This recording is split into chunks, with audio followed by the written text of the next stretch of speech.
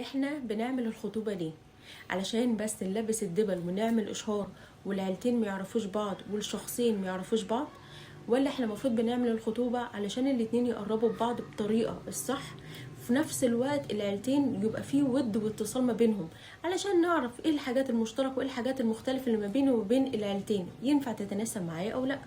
ولكن لما تجيلي سؤال ان واحدة بتقول ان هي مخطوبة ولا هي تعرف عنه حاجة ولا هو يعرف عنها حاجة، ويعدي بالاسبوعين والتلاتة وبالشهر ولا في اتصال ولا في مكالمات، والفرح قرب ومحدش بيكلم حد، اكيد في حاجة غلط.